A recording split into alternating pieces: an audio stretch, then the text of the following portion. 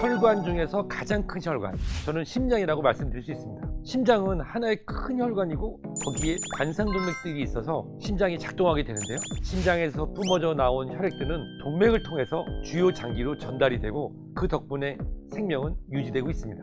근데 문제가 하나 있죠. 바로 이 심장과 연결돼서 생명을 유지해주는 이 동맥, 이 동맥이 딱딱해지고 재기능을 못한다면 무슨 일이 발생할까요?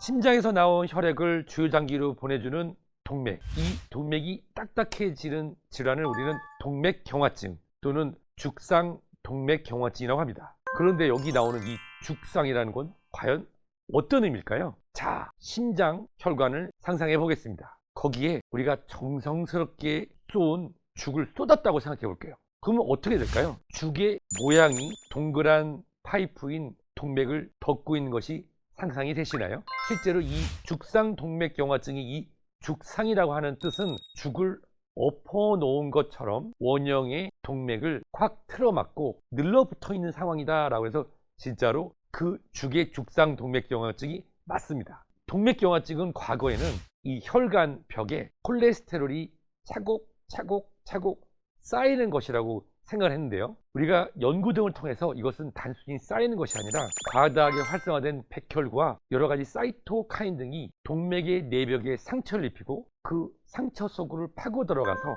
염증을 일으키고 그 사이사이에 중성지방이나 콜레스테롤이 쌓이고 또 동맥 내피 밑에 있는 다양한 근육들에 염증이 생기면서 부풀어 오르고 마치 죽을 엎어놓은 것처럼 점점 부풀어 올라서 혈관의 내강, 즉 이 동그란 직경이 좁아지고 탄력성을 잃어가는 이것을 바로 동맥경화증이라고 합니다. 예전에는 그냥 콜레스테롤이 쌓여서 어떠한 약을 먹거나 어떠한 처치를 하면 시원하게 식혀 내려갈 거라 생각했는데 실제로는 그것이 아니라 염증 물질들과 과다하게 형성되는 콜레스테롤 중성지방들이 늘어붙어서 이 동맥을 파고 들어가고 있는 그런 상태이니까 죽상이라고 불리는 경화반이 떨어져 나가면 큰일 나겠죠.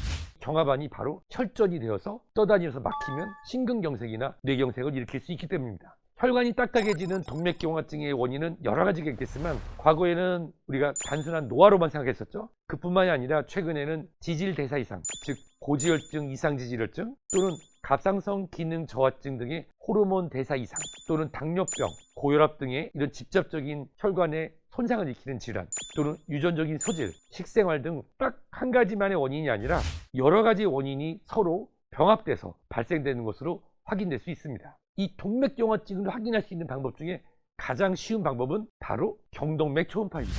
경동맥은 목의 앞쪽에 위치하고 있으면서 왼쪽 오른쪽 심장에서 가까운 혈관으로 뇌의 80~90%의 혈액을 보내는 곳인데요. 경동맥은 바로 우리 피부 아래에 있어서 초음파를 통해서도 쉽게 확인이 가능한데요.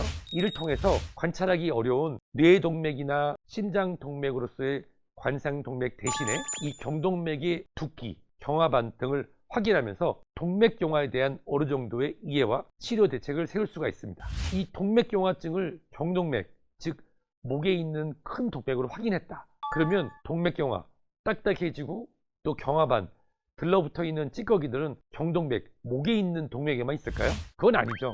경동맥보다 작은 다리로 내려가는 말초동맥이라든지 또는 그보다 훨씬 더 작은 미세 혈관으로만 되어 있는 심장, 콩팥, 동맥, 그뿐만이 아니라 크기는 어느 정도 크지만 이 경동맥보다는 작은 심장의 관상동맥들도 동맥 경화로 인해서 좁아지고 딱딱해지고 있다고 우리가 유추할 수 있습니다. 그렇다고 하면 이러한 것들은 증상이냐고요? 협심증이나 동맥경화 같은 경우는 증상이 나타날 수 있지만 서서히 진행되는 동맥경화는 사실상 증상이 별로 없습니다. 특이한 증상은 안정시에는 괜찮은데 오랜 시간 걷게 되면 하지, 즉 다리에 통증이 오거나 쥐가 나는 등의 클라우티피케이션이라고 하는 간헐적 다리 통증이 나타난다고 하면 말초 동맥 협착 또는 말초 동맥 경화증을 의심할 수가 있는데 이러한 증상 외에는 아주 많이 막히기 전까지는 심장에서 뿜어져 나오는 혈액의 압력 덕분에 증상이 없을 수도 있습니다. 반대로 생각하면 막혔을 때는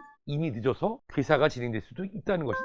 동맥경화증은 동맥류 또는 뇌혈전, 뇌동맥경화증, 뇌출혈, 협심증, 심근경색, 신장동맥경화증을 일으킬 수가 있는데요. 결국은 우리 몸에 연결되어 있는 모든 동맥의 경화증이 발생한다고 하면 다발성 장기 부전으로 인한 폐혈증 등으로도 사망할 수 있습니다. 동맥경화증, 100세 건강 시대에서 동맥경화증을 예방하기 위해서 금연, 체중 감량 또는 혈압 조절 등도 있지만 중요한 것은 고위험군에서 정기적인 경동맥 초음파 등으로 실질적인 동맥 경화가 어떻게 진행되는지 확인하고 본인의 위험도를 낮춤으로써 언제든지 발생할 수 있는 동맥 경화로 인한 합병증을 예방하는 것이 건강한 100세 시대를 여는 지름길이라고 생각합니다.